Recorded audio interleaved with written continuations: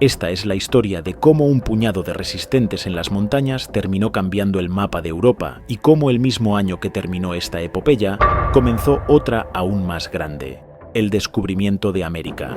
La historia arranca en el año 711, cuando la península ibérica estaba a punto de experimentar un cambio que marcaría los siguientes 8 siglos.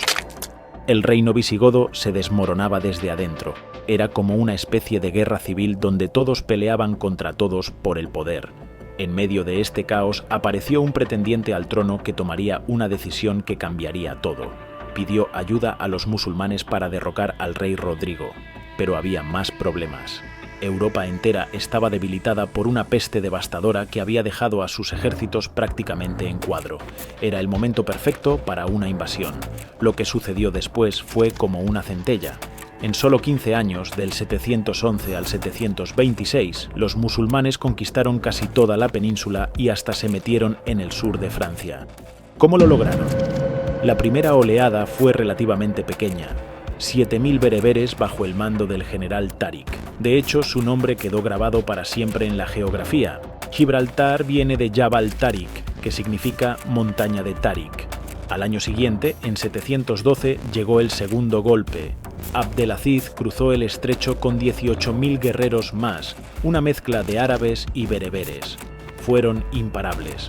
Tomaron Sevilla, Mérida, Zaragoza y hasta se aventuraron por Galicia, León y Asturias. Los musulmanes fueron astutos. Aprovecharon las viejas calzadas romanas que cruzaban toda la península. Estas carreteras, construidas siglos antes, se convirtieron en autopistas para su avance. Pero había un lugar donde los invasores no pudieron establecer un control real: el norte. La cordillera Cantábrica resultó ser una fortaleza natural perfecta. Detrás de esas montañas, 3 pueblos, los astures, los cántabros y los vascones, se mantuvieron firmes. Es fascinante cómo estos pueblos del norte conservaron sus costumbres romanas y su religión cristiana, como si el tiempo se hubiera detenido en sus valles y montañas. Mientras el resto de la península experimentaba cambios drásticos, ellos mantenían viva la llama de lo que había sido. Esta resistencia en el norte no era un detalle menor, sería el germen de algo mucho más grande. De estos pueblos aislados por las montañas surgiría el primer movimiento de lo que después se conocería como la Reconquista, un proceso que transformaría la península durante los próximos 8 siglos. En el año 722, cuando Don Pelayo, un noble visigodo refugiado en Asturias, hizo lo impensable. La batalla de Covadonga, aunque pequeña y hasta dudosa para algunos historiadores, marcó el inicio de algo grande: el Reino de Asturias, primera piedra de la resistencia cristiana. Pero no estaban solos. En los Pirineos otros comenzaban su propia lucha. El Reino de Pamplona, después Navarra, y el Condado de Aragón se convirtieron en fortalezas cristianas.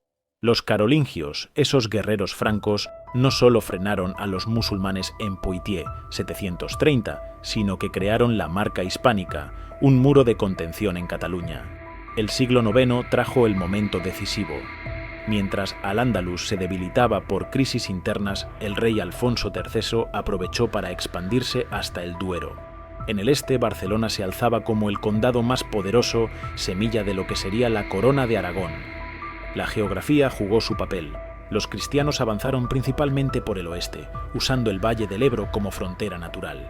Y mientras conquistaban territorio, los nobles seguían una estrategia brillante: repoblar cada palmo de tierra ganada. No solo tomaban el terreno, lo hacían suyo. Esta red de reinos y condados, cada uno con su propia historia, pero unidos por un objetivo común, sentó las bases para los siguientes siglos de reconquista. La resistencia que comenzó en las montañas estaba a punto de convertirse en algo mucho más grande. Mientras los reinos cristianos empezaban a organizarse en el norte, algo grande estaba pasando en el sur. En el año 929, Abderramán I dio un golpe sobre la mesa. Estableció el Califato de Córdoba y cambió las reglas del juego. Durante los siguientes 100 años, hasta 1031, Al-Ándalus vivió su época dorada. El resultado: un periodo de relativa calma donde las espadas descansaron más de lo habitual. Aunque no todo fue paz, los cristianos lograron una victoria importante en la batalla de Simancas, pero el verdadero protagonista estaba por llegar. entra en escena Almanzor, el genio militar que puso en jaque a todos los reinos cristianos. Sus campañas fueron devastadoras, arrasando desde Santiago de Compostela hasta Barcelona. Los cristianos no tuvieron más remedio que retroceder hasta el río Duero, perdiendo décadas de avance. Pero mientras esto sucedía, el norte cristiano experimentaba sus propios cambios. A la muerte de Alfonso el III el Magno, el reino de Asturias se dividió como un pastel entre sus hijos. García se quedó con León, Álava y Castilla, fundando el poderoso reino de León. A Ordoño le tocó Galicia y Portugal, mientras que Fruelas se quedó con Asturias. Por su parte, Pamplona se consolidaba como el reino que después conoceríamos como Navarra. Esta reorganización del mapa político sentó las bases para el futuro. La península se convirtió en un tablero de ajedrez donde cada reino jugaba su propia partida, aunque todos compartían un objetivo común: recuperar el territorio perdido. El año 1031 marcó un punto de inflexión. El poderoso califato de Córdoba se desmoronó, fragmentándose en pequeños reinos musulmanes llamados taifas. Los cristianos no perdieron el tiempo, de protegidos pasaron a protectores, cobrando tributos a estos nuevos reinos debilitados. Los reyes de Castilla y León aprovecharon la oportunidad para repoblar las tierras del Duero y el sistema central. Segovia, Ávila y Salamanca se convirtieron rápidamente en comunidades cristianas. El golpe maestro llegó en 1085, cuando Alfonso VI conquistó Toledo, la antigua capital visigoda. Por su parte, los aragoneses no se quedaron atrás, tomando Huesca y Barbastro cerca de los Pirineos. Pero las taifas tenían un as bajo la manga. Pidieron ayuda a los almorávides, unos guerreros del norte de África que eran mitad monjes, mitad soldados. Entre 1090 y 1172 mantuvieron unidos los territorios musulmanes. Y cuando parecía que no podía ponerse más interesante, llegaron los almohades en 1145, estableciendo un imperio que se extendía desde Portugal hasta Libia. Todo se decidió en 1212, en la batalla de las Navas de Tolosa. Cuando los cristianos estaban al borde de la derrota, los reyes de Castilla, Aragón y Navarra lanzaron una última jugada desesperada, la legendaria Carga de los Tres Reyes. Los musulmanes mordieron el polvo y Al-Ándalus volvió a fragmentarse. El siglo XIII sería el momento cumbre de la Reconquista. Tras la victoria de las Navas de Tolosa, la Reconquista entró en su fase más decisiva. Jaime I, conocido como el Conquistador, se convirtió en la figura más importante de la corona de Aragón. ¿Y por qué se ganó ese apodo? Simple. Se las arregló para agenciarse un montón de territorio musulmán y convertirlo al cristianismo. Este rey fue imparable. No solo anexionó las Islas Baleares a la corona, sino que también conquistó Valencia y parte de Murcia. La corona de Aragón estaba en su mejor momento, expandiéndose como nunca antes. Mientras tanto, Castilla no se quedaba atrás. Después de un largo asedio, Sevilla cayó ante los cristianos a finales de 1248. El dominio castellano se extendió hasta Cádiz en 1262, empujando a los musulmanes cada vez más al sur. Pero algo interesante había pasado en 1238, la fundación del Reino Nazarí de Granada. Este reino sería diferente a todos los anteriores, resistiría mucho más que el resto, manteniéndose en pie hasta finales del siglo XV. Era el último bastión musulmán en la península y no sería fácil de conquistar.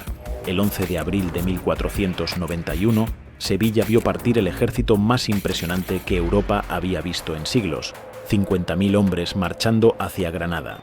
Entre sus filas había de todo: nobles espléndidamente armados, veteranos curtidos en batalla, ballesteros, arqueros, artilleros y hasta los primeros arcabuceros de la historia.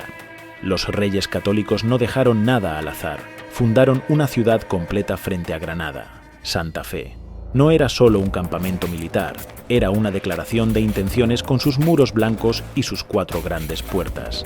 El mensaje para Boabdil era claro: no se irían hasta conseguir la rendición. La resistencia fue feroz.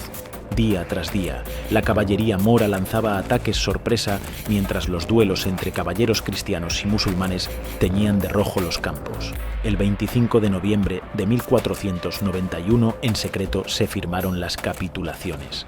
El 2 de enero de 1492, Granada era cristiana.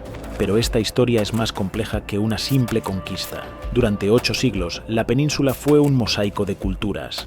Los gobernantes cristianos casaban a sus hijas con la élite andalusí, mientras que musulmanes bajo dominio cristiano, los mudéjares, y cristianos bajo dominio musulmán encontraban formas de convivir.